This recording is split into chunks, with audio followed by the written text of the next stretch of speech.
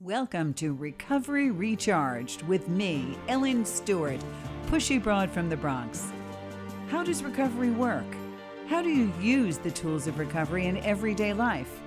How do you help someone who is learning to overcome addictive behaviors? The pushy broad from the Bronx is here to talk about recovery in a language that we can all understand. Be prepared for real change by recharging the way you think, feel, and act.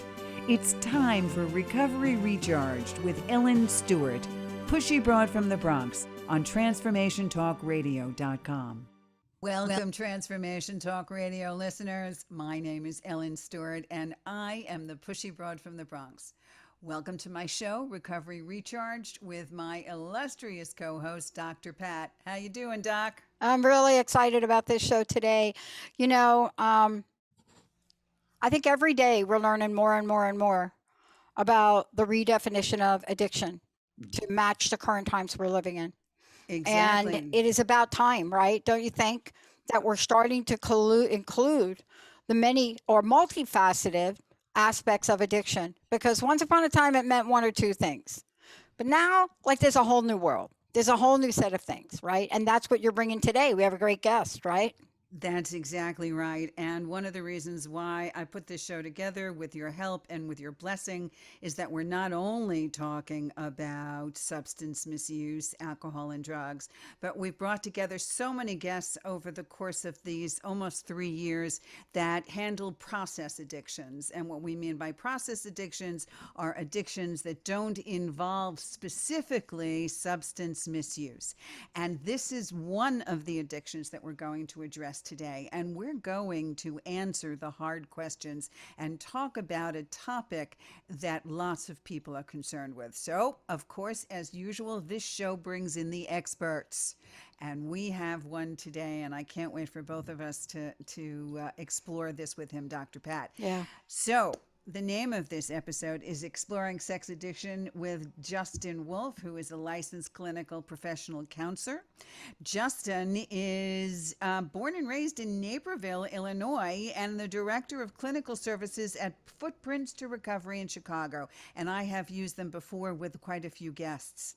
Justin has worked in the behavioral health field for over a decade, primarily focusing on personal and relationship damage caused by substance use and process addictions such as gambling and sex addiction. And sex addiction is exactly where we're going to focus on today. What I like about Justin and what he said to me in his bio is that he likes being in a position to hear individual stories and help them reclaim their lives and inspire feelings of hope at a time when they feel lost. And in today's world, we are really sometimes feeling very, very lost. So it is my pleasure on Recovery Recharge to bring Justin Wolfe to the table. How are you, Justin? Nice to hear from you. Doing great. And thank you both for having me join you here and talk about this topic that, I mean, just kind of seems to be in the news. And we're hearing a lot more about it with our times today. Yeah. So appreciate you taking time to have me here. Yeah. All right, let's start from the beginning. Those of us that are not really sure and don't really know, can you put a definition on what sex addiction actually is? So what sex addiction is kind of contrary to the popular belief. Because when you ask like the general population or just somebody in the streets, like, oh, what's sex addiction? I don't know. Sounds fun. Sign me up. It's very much not that. And we're looking at a repetitive pattern of using sexual fantasy and behaviors to escape, to self-soothe, to what a lot of people will actually term it and describe it as, I'm not trying to feel good, I'm trying to feel less. And so they escape into these fantasies, such as masturbation, cyber sex, random, like multiple affairs going on simultaneously. And these tend to be very much of what the lifestyle is conveyed around is sex is driving my behavior, the way I present myself, and the way I view other people, as well as the way I view myself. That's very interesting. Could you give us an idea of when possibly we can see the signs of sex addiction in someone, how early this may begin, and what we're looking for? So in my experience, when I'm kind of working with somebody who's identifying sexual addiction being a primary problem for them, we're usually looking at the roots of this being entrenched in childhood. And what we're looking at there is attachment issues, difficulty with feeling connected to other people. So the mind goes, oh my God, reality is really hard. This is really tough right now. I'm going to create this fantasy world that I'll feel a little bit more safe and secure in. So we're looking at people who are getting introduced into pornography. And I think the most recent statistic I saw is that the average age of introduction into pornography is 11 years old. And that's due to just the easy access that we're seeing in the internet nowadays. Dr. Pat, I always think that it so parallels substance misuse in the fact that kids start from an early age and they're looking to escape things. Yeah. Don't you think there's a direct correlation? I think there are a couple things that I really want to jump in on and really want to hear from both y'all on is let me just date myself for a minute. I want to go back in time and what a struggle it's been for women to own their sexuality. Mhm. And I want to go back. I read the other day, Gloria Steinem's 88 years old. And I remember standing right next to her in Bella Abzuck and just going down there to Atlantic City, taking that bra off and just putting that bra out right there in that fire, right? And I don't want to confuse one's journey to embrace who they are sexually with our topic today. So that's a clarification for me. Because there is a lot of confusion around it. And in relationships, what this show is not about, you will hear comments from one partner or the other.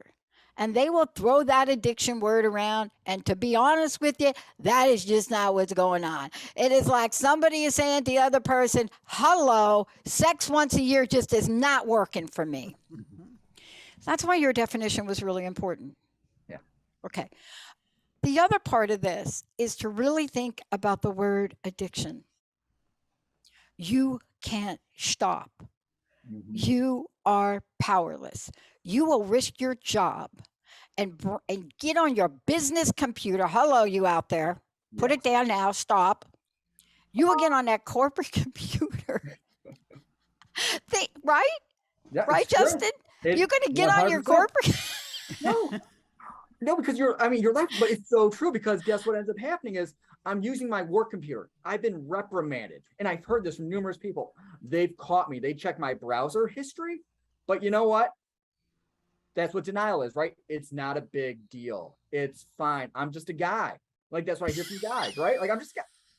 It's not hurting anybody, but I'm using and I'm watching excessive amounts of pornography while I'm on the job for hours at a time. And I actually worked with somebody who was driving in the car, watching porn because he liked the thrill it created. Oh, I know. The thrill of watching porn and almost getting killed while he's driving, you mean? The high stakes, And I not could getting live caught or by the die police. with this orgasm situation is what you're saying to me? Oh my God. Yeah. And then I want you to comment on something else because I spent a lot of time on debate panels, honestly, more than I can imagine, when the books 50 Shades of Grey came out and then the movie. And the conversation was around addiction. And I said, no. Wait, I said, folks, please, you can't talk about it that way until you understand what his journey was and what he was suffering from. So that's number one. Yeah. But let's talk to people. You know, there are people that have enormous sex drive. Mhm. I don't know, maybe one of us. It doesn't matter.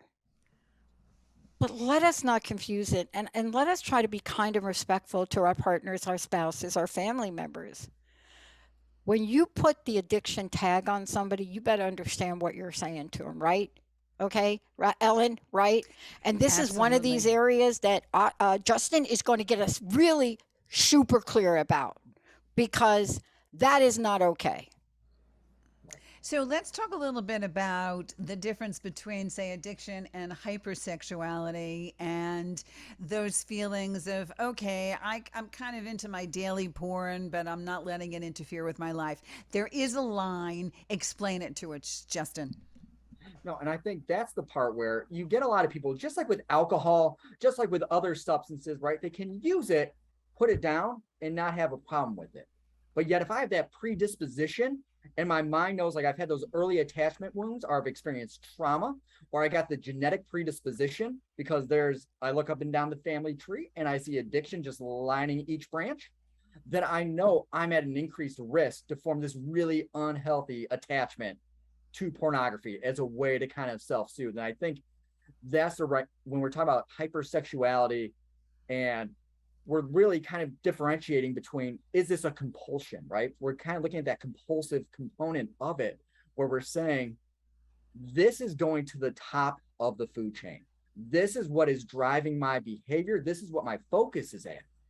Whereas somebody who's like, no, I'm going to talk to my wife about, my birthday's in 6 months. I can't wait that long. I'm going to try and push up the envelope, because when we're talking about sex addiction, the orgasm is actually what stops it. That's where it ends. So it's all about the build up, the lead up, the rituals that are engaged in prior to, because once that orgasm hits, then we fall back into that other cycle of, now I have guilt, I have shame, and I'm experiencing the consequences of that. Yeah. Can I ask you both a question? Because this has been an age-old battle. This is a banter battle back and forth between anybody that's any field of anything around addiction and psychotherapy, or any version of any of that, including Carl Jung stuff. And it is this idea of sexual fantasies. We went through a period of time where we went from, I can't even say that word, right? Y'all remember? Well, not you, Justin. You don't remember. Maybe not even you, Ellen. But there was a time. I'm right there with you, girl. I remember everything you remember. I'm trying to remember, like, the first time I heard it. I think it was like at a rally with Gloria or somebody. I don't know. I was in that crowd. I can tell you right now. Crowd. My bra went too. Okay. Exactly. Yeah. But when you heard that term, you didn't really know what it meant, but you knew that you were having them. You see, it's like dreaming about Frankenstein, right? You know you're dreaming about it, but you don't really know the meaning of it. Is it okay? Is it not? But can you bring us up to speed with the conversation about that? Because I'll tell you what, I watched the MTV. Do I admit this, Benny? I watch the MTV Movie Awards every year. I've been watching them since it first came out. And I waited for the end. I wanted to see what television show would win the top nod. Now, this show won a bunch of awards throughout the night. But I waited. I waited to see, are they going to relate to this show? Because if this show got the award, it would literally and iconically represent every form of addiction, every form of sexual fantasy, every form of issues in the LGBTQ community, every form of drugs on the street, every form that young people are going through now that nobody wants to talk about. And it won. It's Euphoria. Yeah. And there's so much in that show about sexual fantasy. And you can see when the line gets crossed. Can you really talk to this? Because Dr. Ruth made a career on telling people it is okay in her. Yes. Where do we draw the line? Where does the line get crossed? Right. I think that's the part when we look at sex addiction and we're saying, here's the line. We're looking at that preoccupation. We're looking at, this is just ruminating in my mind, feeding it, and I'm just kind of fixated on that. And it's pulling me away from all these responsibilities I have in my everyday. It's affecting my relationships. It's affecting the way I interact and relate and view other people, because now I'm going to start viewing people as sexual objects. Or I'm going to look and say, how do I present myself in the most sexual light that I can? Because it's going to influence what I wear to the gym. It's going to influence where I go to dinner. It's going to influence the car that I drive. Like, it kind of gets factored in where I'm saying everything is all directed at feeding this. And what you're kind of like highlighting and identifying there is what's really kind of known and referred to as like the trance. We're talking about this trance-like state where we're kind of like, this is where my mind's going. And I'm stuck here. It's pulling me in, and it's hard to kind of pull myself out without then kind of going to the next stage of engaging in my rituals. Yeah. It's almost the same way we go through when we get high, right? If we're active in our addiction, we get that sense of being in a trance and everything is just preoccupied with that buzz, with that high state. When Dr. Ruth came out, the best thing that I loved about that was the fact that we were able to talk about it, sex in general. Just mentioning the sex word was the biggest deal. You said sex on TV, I mean, that was just impossible. Nobody did those things. I know Justin is like, he doesn't understand. You're like, what who we're the heck's talking about Dr. here. Ruth? But, No. but going to that, Justin, those are very big points. And I know that we have made a list together of some of the particular signs of sex Yeah. addiction. Yeah. And I'm just going to name some of them, and I want you to name some more. You were talking about obsessive sexual thoughts and spending excessive time on sex. I mean, just thinking about it all the time, being preoccupied with it to the exclusion of all other activities. And you had mentioned that, kind of gearing your day around everything sexual. What else would be signs of sex addiction? And I think I just want to kind of piggyback off what you just said there, because I think it's important to really kind of give a picture in terms of like the scope and the magnitude of just how much time this consumes. So when they did a study and they kind of researched and they saw those that identified and met criteria for having a sexual addiction spent on average about 11 to 12 hours looking at internet porn. And A day. Oh my goodness. And I mean, it is profound, the fact that you look how much time and commitment and focus that takes in terms of pulling people away, right? And you look at sex addiction being very similar and consistent with that of just other substance use disorders or behavioral addictions. When we talk about a loss of control over the behavior, over the impulses, over the urges, you look at the negative experiences that people experience as a result of, I lost my family. And this is a very common thing. My wife's talking to me about divorce, and I'm highlighting more about on guys right now. And I know that because I've interacted much more with men than females, because they'll present differently. And I think that's a really important thing to kind of keep in mind when we're looking about this, because you highlighted it earlier, where we're talking about just the power of the word sex and the impact of our just communities and the ways that they view that. But what will end up happening too is you're going to see tolerance and escalation happen over time, where I'm going to start now kind of branching in these different avenues of pornography that maybe are crossing lines that violate my cultural, my religious, my personal values and beliefs, but I'm kind of going there. Or maybe I'm now starting to venture into some other avenues that I haven't kind of gone down before. I might be going in cam girl and cam guys, and I might be going into the massage parlors. I might kind of buy the toys and the devices. I might kind of all go down this road that's different. I just got to comment on the toys and devices because I just want to, I just want to make a statement. We're talking about the excessive nature of this, and especially for women. The greatest revolution and freedom aspect was when women gave themselves the right to do their own version of what sexual pleasure was. And hence the toy industry. But one of the things you said, I want to get to this, Ellen, because it's the first step. Whether it's Sex Anonymous, it doesn't matter what it is, but in your world, Justin, in the work you do with people, there's a second component that our lives have become unmanageable. And we need to talk about that for a minute, because if you're like on the deal, like 10 hours a day, hello, your life is unmanageable. If you're doing stuff at work, like that is like a crazy town. Your life is unmanageable. If you cannot sit down and eat dinner because somehow you cannot wait to finish dinner, ignore your entire family, sneak to the bathroom and get on your phone, what is that, Justin? Yeah. I mean, you're just nailing it, right? Where we're talking about like this, just we're existing in fantasy.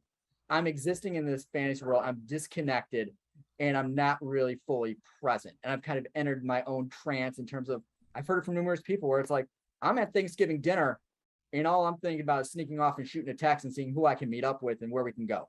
Yeah. And I'm not really existing and present here. I mean, that's the power of when we're talking about addictions.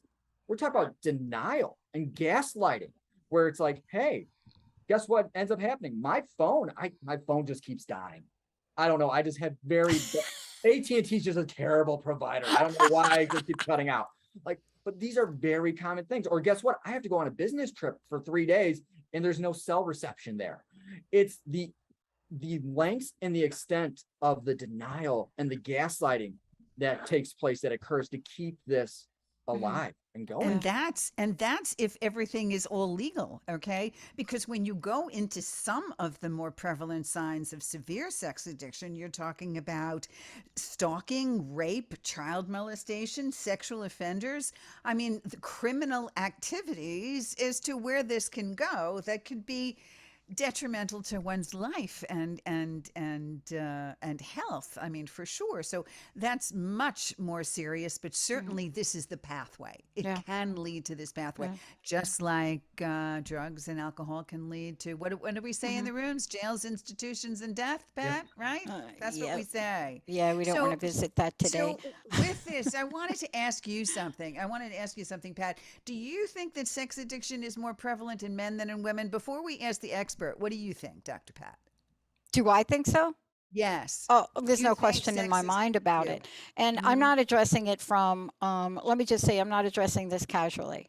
I'm addressing it culturally, and I'm addressing it from a cultural and behavioral perspective, because I don't even want to talk about women. First of all, we're basically grew up in cultures that are like Handmaid's Tale, right? I mean, we have changed now, but even now, when a teenager walks out of the house for the first time and has got that short skirt on, right? Hello, who is the first one to say, no, you're not? Dad. Is it the mom or the dad? It's dad. Right. Dad's Why? the first person to say you're not Why dressing though? like that. Why? But let's get underneath everybody that. out there is like dad was at 16 years old. That's But why. dad may be like that now. Oh, And you're so right. I'm not saying this for all dads, but it's not really, for me, it's not a problem. And let me explain what I mean, Justin. And then I want you to talk about it, because at Footprints to Recovery, you cover everything. You cover things. But here's what I want to say. There's the socialization that enable men. This is a generalization, it's not everybody, but there is a socialization that enable men to feel comfortable with their body. Hello, what if we put open urinals in the ladies' room? But there is this socialization from day one. Would you say, I can't speak to this, Justin, you're going to have to jump in here. I can only tell you about the research.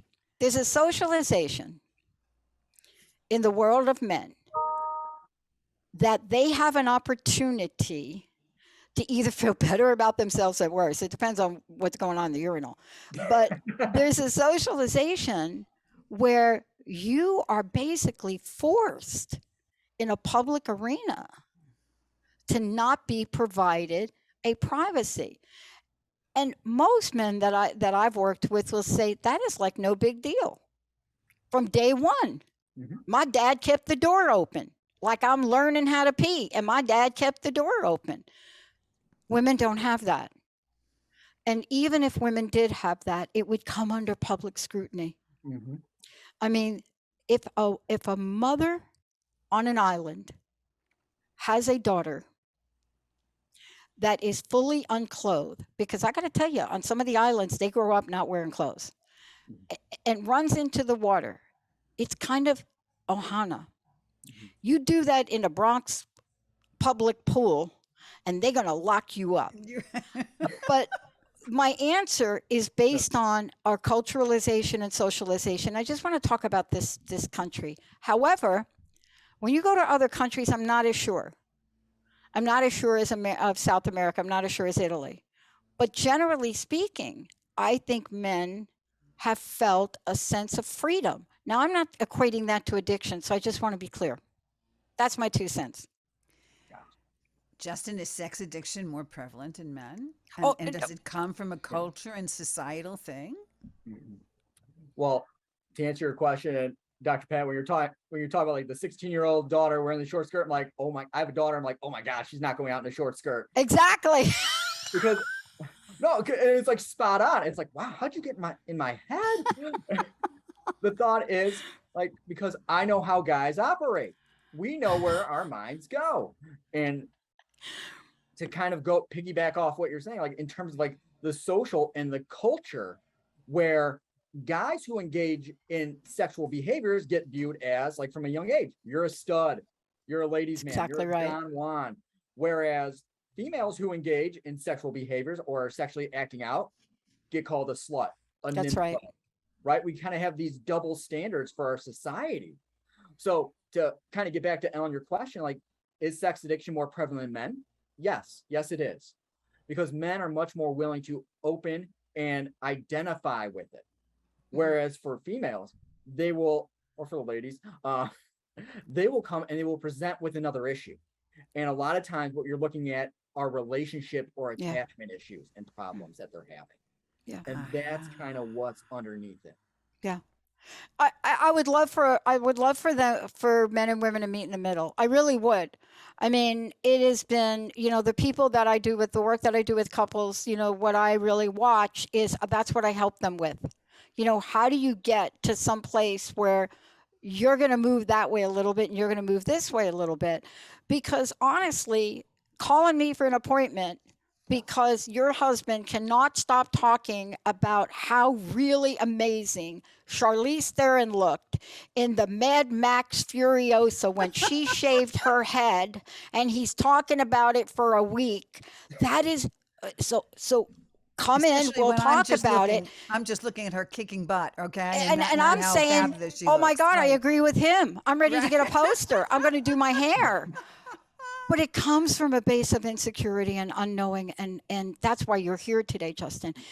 See, we have to have conversations that say, I bet you feel the same way your husband does about her. I just bet There that. you go. Okay, There you okay, go. let's have that chat. Actually, we did have that chat. But you see, we have to allow for a greater understanding. But you nailed it, both of you.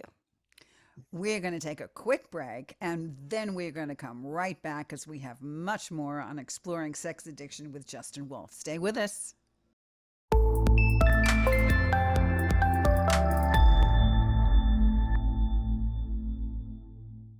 Welcome back. This is the Pushy Broad from the Bronx. You are on my show, Recovery Recharged, with my wonderful co-host, Dr. Pat, and we are talking about sex addiction with our expert, Justin Wolfe. Justin, we have really gotten into it today, and I want to continue this discussion. Let's talk about some specific possible causes of sex addiction, and let's keep in mind that this can apply to both men and women. So when we talk about where does this come from, because that's at the age old, everybody wants to know, where did this start? Why am I presenting today with what I got? And what we go back and what we trace this back to very often are those childhood injuries, those injuries that occur early on in terms of attachment to their caregivers. Maybe it was a parent who was always distant, and mom and dad would always get into fights, and dad was drinking, and so mom was caretaking, or vice versa. Mom was drinking and dad was trying to put out the fire so the kid didn't experience it. And there's the kid upstairs crying, not knowing what's going on in their household. So they escape. They create this fantasy world. And I think that's the thing where you look at the pattern is started at a young age, and it's not focusing fully on the sexual escape or the sexual fantasy. It's focusing on just creating a fantasy that is really derived at getting out of what the current reality is. And really kind of like the premise behind it is, I'm trying to fix what I feel, as opposed to I'm trying to heal what I feel, which are two very different approaches there. That's very poignant. I'm trying to fix what I feel as opposed to I'm trying to heal what I feel. And also probably be nurtured by it in an unhealthy way. Would you say? Very much Wow. so. I mean, so I think that's where we kind of look at these insecure attachment styles where things are unpredictable. And this fantasy becomes the one predictable, stable force that the individual can turn to time and time again during stressful, emotionally turbulent times. Well, in Footprints to Recovery, one of the things that you do is make the connection very often between sex addiction and how it's linked to substance misuse. Can we talk a little bit about that and what you're seeing?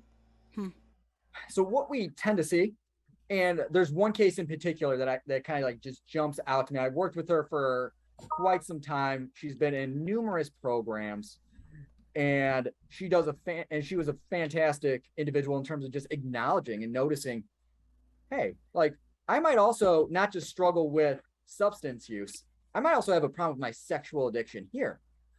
And what kind of brought that to the awareness was looking at the early attachment style that she didn't have. She came into this world and she wasn't brought up by her birth parents and didn't know who her birth parents really were until she was older. And then at the same time, she felt an emotional disconnect from the people who adopted her. And then she goes into a social setting and doesn't really connect, but knows that when she goes home from school, like the one vivid memory is, I went home and that physical contact I got from mom, where she would hug me and say, welcome home, I love you, made me feel so good and so taken care of. That as she got older and struggled socially, she learned as people mature, and she got pressured into engaging in sex with this young man who then tended to exploit her. And she learned very quickly how to escape into her own fantasy. And I think that's the part of when we look at what a foundation is, we'll often find these early experiences of abuse and exploitation, that you look at the coping skills, the way that she said, hey, I got to take care of myself. So every time that she was no longer actively using, she'd have these periods where she was then sexually acting out. And she had a list of individuals she would go back, she would contact.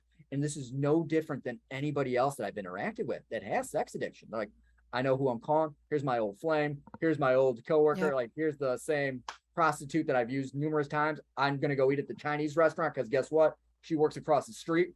But I just happen to be in the neighborhood. It's ironic, right? Wow, that's really something. And I know that you do a lot of work in this arena, and you really do connect it because you work in substance abuse and sex addiction.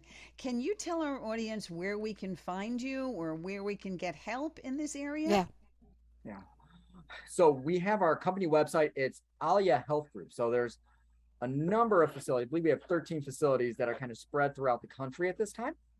And Footprints to Recovery itself, where I'm stationed out of, is in Elgin, Illinois. And so we offer both, we have a residential setting, we have a sober living attached to us, or I'm sorry, a recovery home attached to us, much different than a sober living because it has 24-hour support on staff. Wow. Through all hours, right? To kind of look at, because when you look at a lot of people who's like, hey, I let go of my relationship to using, I feel really uncomfortable. I feel like there's a hole missing now inside of me. I'm going to look at that other person now to form it or to fill it. I'm sorry. And I'm going to form this really unhealthy attachment. And I think people do that early on because they're searching for intimacy, but what they're really mistaking that with is intensity. It's that intensity of what they're experiencing early on that gets mistaken as intimacy, and they keep chasing that. Yeah. And I want to drop something in. It's really not for this show, but I want to drop it in. We're talking in generalities today to represent, the majority of the population or the majority of situations we're aware of. I do want to address this, that when you are a young person and you are in the journey of your own sexual identity and you are not sure of that, there will be times when you might do some things that seem like what we're talking about, but it's actually not. It's you figuring out that I'm a gay woman. I'm a gay young teenager. I'm a gay young man. I'm a young transgender person. And there is a separate exploration for that may sound like this. And I say this only because parents, they take a look at that and they want to put it into a whole different category that is not correct. That journey of a young person, or any person for that matter, that is in the process of saying, who am I really? Who do I love really? That is a whole different conversation. So please don't put it in this one. I just want to make that little, what is that called? A little disclaimer caveat right there. That's also in Euphoria. But one of the things that I want to really get back to is that I want to ask you this, Justin, and thank you, Ellen, for this. Look, in addiction recovery, alcohol and drugs, if you're watching your friend or family member, they cannot stay sober, they cannot show up clean, they got white powder on their nose at Thanksgiving, there's a point by which you say, I've got to do something. In some cases, it's easier because the behavior appears to be more unmanageable, more harmful, and more out of control. That's the insidious nature of sex addiction. It doesn't appear to be that way. And yet the reality, Justin, is it is, right? Yes, very much so. Very much so. And I think you're bringing up this really big, important area to kind of discuss when we're talking about the betrayal that the partner experiences. Because that is so critical. We're not talking about, hey, you left me for this substance and you lapsed. Like, I thought you were working the program. I thought you were showing up in the rooms, like talking to your sponsor, doing X, Y, and Z. No, you are sleeping with other people and you're choosing somebody over me a lot of times. And now the most painful part of this isn't the fact that they're sleeping with somebody else. Sleeping on somebody, that'd be weird. But it's the fact that does happen, though. Yeah, I know. I just fell asleep here. I don't know how that happened. That's when you put sex addiction, drug We've addiction, done that alcohol before, addiction together. I was just going to say the same thing. We've been there, right? Yeah. Like how did I end up on this Oh park my bench God, that's a whole before nother you? show, right? I think I'm turning red. My No, but goodness. I think that's the most the most painful part is they go, look, I can't trust you at all. Yeah. And a lot of times the people around them go like, how'd you not know? I knew this for a while. Like I thought you were aware of what they're doing, because the partner doesn't want to see that. Yeah. The partner wants to, because they love them unconditionally, right? They love them. They want to believe that they are putting their best foot forward and that these things all make sense. The reason why their cell phone's not working anymore, or reason why they didn't come home last night until 3 a.m. and they had glitter on their body. Like they want to make reasonable explanations for this. Exactly. And that's what you also talk about, the gaslighting. And one of the things that you're bringing out today, which is really important, is to talk to all of those people that might very well be dating a sex addict and not really be aware of it. And also keep thinking maybe there's something wrong with them. Maybe they're not doing enough. Maybe they're not giving enough. Maybe they're not sexual enough. You have to understand the difference between what you can do in a normal relationship and what is a problem. And that's really important. So let's just speak for a moment to the person who is potentially dating a sex addict. What do they do? How do they handle this? Right. And I think that's the part. And I love the examples you kind of provided there, because that's exactly what happens with the gaslighting. They are intended to feel as if what they're doing is their fault. And it's not their fault, because they're kind of saying, hey, you got to own this for me. No, that's not the case. And one of the most telling signs that I hear very often from the partner is they just seem distant. They don't seem present. There's some big barrier here that I just can't really put my finger on, but there's something here that I don't know what's going on. It's like they tell them, and I heard this one person say like, oh yeah, they used to tell me they'd be home right after work at 6 p.m. And then they come walking the door at 8:30. I go, what are you doing home? It's 8:30. You should have been here 2.5 hours ago. And they look directly in their eye and they go, well, I told you I'd be home at 8:30. I don't know where you got 6 p.m. from. And they just start the gaslighting. And then they take it up a notch, because that's what ends up happening with denials. They commit to this, right? And they're like, well, even if I was honest, you wouldn't believe me. So now they're kind of going full circle with the gaslighting to kind of keep them questioning their own reality. I need to jump in on something because I just got a message from somebody who wanted me to ask this question, and I'm going to answer it. There is not a direct relationship in statistics or actions or outcomes between somebody that cheats a lot and addiction. So I just want to be clear about research and where we are with this, right? Some people cheat repeatedly, but do not meet, for lack of a better word, the criteria for sex addiction. So hello, I just want to say that. So don't be going like he cheats, he's an addict, right? Two different deals. Right. Others who cheat repeatedly use cheating as a sexually addictive behavior and can definitely get into benefit from being given sexual addiction treatments, right? So I just want to be really clear, because we start to make these generalizations. If your person is cheating on you, that is cheating on you. You got to deal with the cheating on you. Whether or not they're addicted, the cheating Cheating is the number one thing you got to address, whether or not they're sexually addicted or not. The other thing I want to talk about, and if you could talk about it, is we make characterizations about addicts and alcoholics, right? I mean, come on. Everybody does. Oh, you're an addict, alcoholic. Where are your tattoos? Or, I can't be wearing a business suit. Okay, so we've changed a little bit.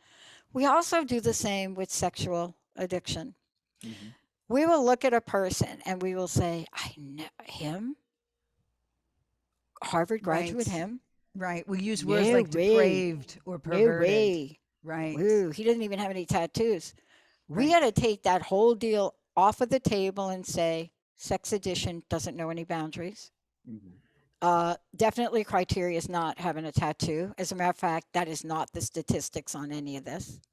And it can affect anyone at any age, at any time, Justin, Mhm. Ellen, right? Without a doubt, and a disease for sure. But as we're winding down now, I want to get to the upside of this because this is Transformation Talk Radio. So let's talk about, is recovery really possible and what kind of treatment is available? Let's talk about that, Justin. So recovery is possible. And I think that's when we kind of talk about the disease of addiction. It's that lifelong affliction, right? And I can live a life of recovery while kind of carrying this with me. And I think that's where couples counseling, family counseling, individual counseling is so important, because we're having those open and honest conversations and really exploring and starting to heal those wounds. We're starting to restory and retell like what it is that our life is going to be and how we're going to play this out and how we're going to cope and what support looks like. And I also feel like, getting involved in 12-step recovery groups like SLA, Sex and Love Addicts Anonymous, like is incredibly powerful. You have CODA for the family members. Oh my gosh. And so Codependency Anonymous, right? Like CODA is one of the most powerful, in my opinion, of all the programs. And I'm telling you, it is not for the weak-hearted. Yeah. But it will transform and help, right?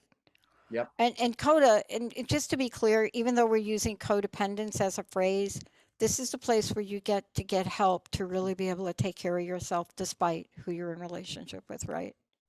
Totally. Absolutely. Go ahead, Justin. Sorry. And because like I kind of we put codependency out there. It's this really bad thing. I know. These people get like chastised. Like, why are you still with them? Like, you should leave them. They're good for nothing. It's like, here you are saying, I love this person Exactly. so much that I am willing to kind of weather this storm with them. And they inadvertently get so much thrown at them as like they're failing when they're really hurting and they're in a lot of pain. And these people are trying to like bend over backwards to take care of their loved one afflicted with this disease. It's just like somebody who's getting cancer treatment. It's like, oh, you have cancer? It's on you now. Good luck. Like, no.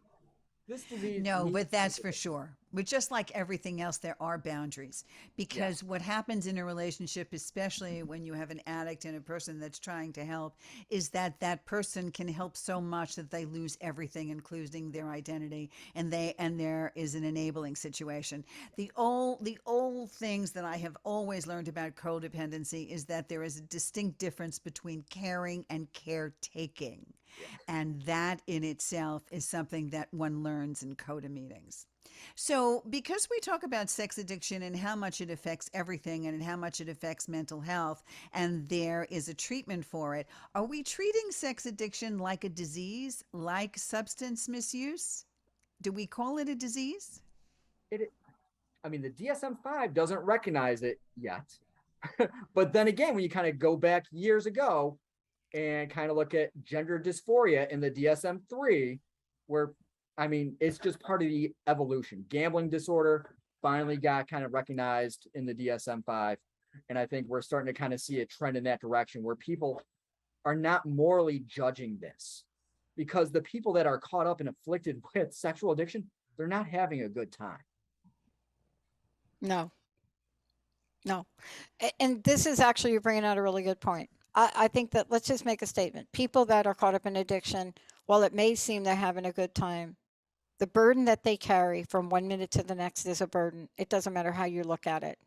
And yet what I love that you're talking about is there is a solution here. But I want to make this comment, Ellen and Justin, and really drive it home. You really do need to work with a professional. You need to go to a place that understands the multidimensional nature of addiction. I do not believe that you can take an ebook course online and call yourself good, right? Maybe there are a couple of people that can do it, but then I don't know that I put you under the addiction category. The other thing to be really mindful of, you may cross a line that you didn't mean to cross, and it will cause you legal ramifications. You will go to jail. In the world that we live in, the digital blueprint we live in, the difference between accidentally clicking on a pop-up that you didn't mean to pop up automatically triggers a whole wave of alerts across government and legal. This is a whole new world. See, right? Before, there wasn't that. But this is a whole new world. So the danger of what could happen to Ellen, unmanageable, the danger has such a multidimensional impact, even if you didn't mean to click on that pop-up, right, Justin? Correct. And you said something a second ago that kind of just made something pop in my head that I want to kind of like put out there, because when we're talking about this and you talk about working with a professional that understands this disease and kind of gets all the aspects and the variants, a big part of this is really making sure in the therapy office there and in the room that the disclosure there, because a lot of times the partner will kind of press and say, I want to know details. I want to know everything. And sometimes people make the mistake of doing that at home. And that goes very poorly because there's nobody there to moderate it. There's nobody there to give direction, to kind of be the go-between. And there's no planning or preparation ahead of time. So it really sets people up to kind of really end their relationship because of the information and the way in which it's coming out. So that's why it's really important to do those conversations within a therapy office. You're absolutely right. And understanding more than anything from both of you, not only does that need a professional, but you have to yourself seek out a professional that specializes in sexual conversations and sex addiction. Just because somebody does specialize in addiction and maybe substance misuse doesn't necessarily mean that they are familiar or can handle professionally sex addiction. So someone like Justin Wolfe and Footprints to Recovery is the place to go. Yeah. When you need more information about it, not only from Justin directly, but you can go and call me at 800-889-1757, Pushy Broad from the Bronx. You can call the station Transformation Talk Radio. We will get you Justin's information because you do need a professional. Let's spend the last 4 minutes and let's talk about some success stories and some successful outcomes in terms of the work that you have done, and then leave us with a message, something that we really need to know. Yeah. So I'll kind of go back to that young lady I was referencing earlier, because at this stage of our work together, she has 3 years of sexual sobriety along with sobriety from substances. And it's just amazing from where she was in terms of just saying, hey, I don't want to be alive anymore, to I'm thrilled. I'm like thrilled to be alive. I'm setting boundaries in my relationships. And she like highlighted this incredible thing called like, I see value in myself. And she's like, I've never seen that before. And she's starting to actually love and say, you know what, I am deserving of somebody who's going to treat me with respect and not just kind of settle for anybody who's going to show up at my doorstep when I call. And that's very important that you said that when you're talking about sexual sobriety, you're not talking about abstinence, but you're talking about healthy sexual boundaries. Yes. Correct? Correct. Because it's just like, it's almost like mirroring like an eating disorder, right? Or disordered eating. The recovery plan from disordered eating isn't you never eat again or you eat till you like get sick. No, it's developing a healthy relationship with this to the point that it's no longer harming you or other people. Exactly right. And this is what you work with all the time. So what do you want to leave us with? What's the message today? Yeah. And so I think that's when we talk about sex addiction, a lot of it means that we got to get past our own internal stigmas and our own belief system that paints an inaccurate picture. And that when we look at this disease, we're looking at somebody who is deeply wounded and creating a safe place and not judging or evaluating. Because guess what? There is so much judgment and evaluation going on internally. And I'll kind of share this story. There's this young man I was working with, and he got called in, and his wife's like, "Hey, I need you home. You got to help out. Like, I'm just overwhelmed with these kids," because we all know how little kids are. And he's like, "You know what? Awesome." She's like, "I need you home in 3 hours." He's like, "Great. I'm going to go tell my boss I got to leave now," because that creates this window now for me to go get a massage, get what I want in this moment, and then go home. And he goes home, showers up, takes care of the kids. His wife leaves. Wife comes back at 9 o'clock. He's on the ground. He's playing with the kids. They're wrestling. And he's like, she just looks at me with this like glowing smile and says, "Oh, you're the man of my dreams."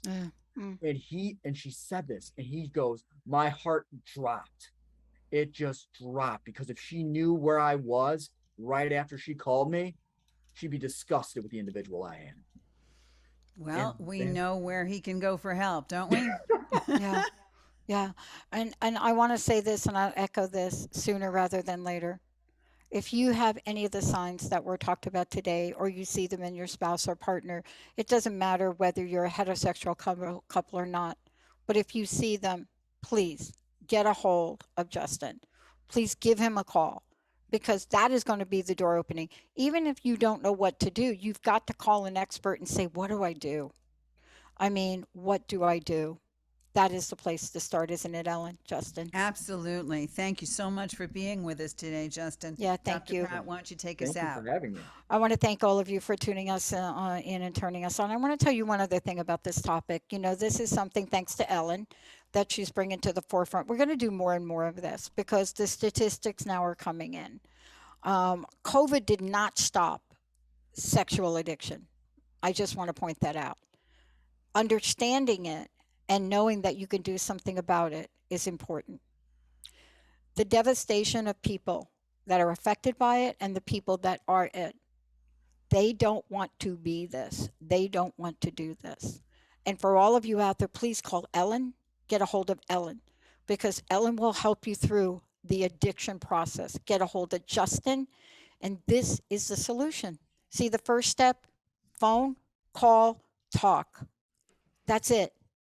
Nothing is involved. That is the first step in anything. And Please completely don't anonymous. be ashamed. Right. And don't be ashamed, not of yourself or your spouse. Please reach out for help. Thank This you is all a for safe tuning place. us in. Thank Ellen, you. how do people find out about you? Did you give out your website? I did. PushyBroadFromTheBronx.com. As always, 800-889-1757. Thank you All so right. much, Doc. Thanks, Thank you Justin. both. Thank you, Thank you Benny. both. Thank you, Jacob. Thank you, Olivia. And thank you, Justin, for not giving up the ship on this. We'll see you all next time. We'll see All ya. clear. Thanks, guys. Bye-bye. You've been listening to Recovery Recharged with certified life and recovery coach Ellen Stewart, Pushy Broad from the Bronx. Don't miss your next opportunity to let me help you recharge your recovery, let go of your secrets, and change the way you think, feel, and act right here on TransformationTalkRadio.com.